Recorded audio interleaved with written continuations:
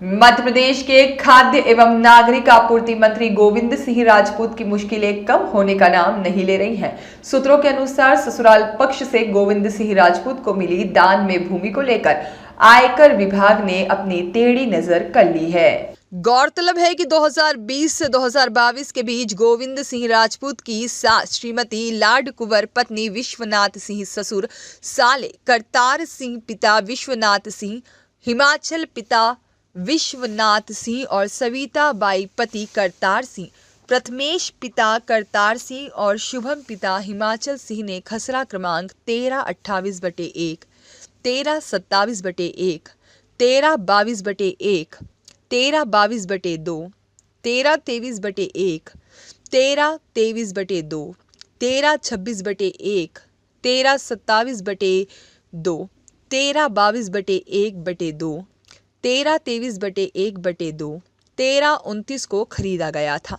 उक्त भूमि गोविंद सिंह राजपूत के ससुराल पक्ष द्वारा खरीदने के पहले राजस्व रिकॉर्ड में सिंचित भूमि के तौर पर दर्ज थी। उक्त भूमि का राजस्व बचाने के लिए राजस्व रिकॉर्ड में उक्त खसरे की भूमि सिंचित से असिंचित में दर्ज कर दी गई। कुछ समय बाद उक्त खसरे की भूमि गोविंद सिंह तथा उनकी पत्नी सविता सिंह और उनके दोनों बच्चों के नाम दान और विक्रय कर दी गई।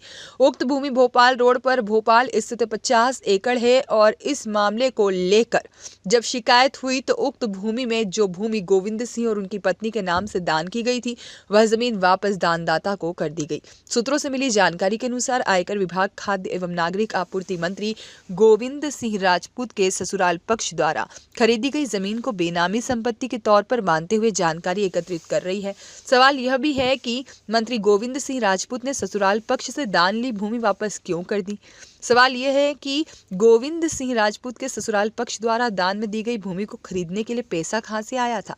सवाल यह भी है कि सिंचित भूमि किस राजनेता के दबाव में असिंचित भूमि के तौर पर दर्ज की गई।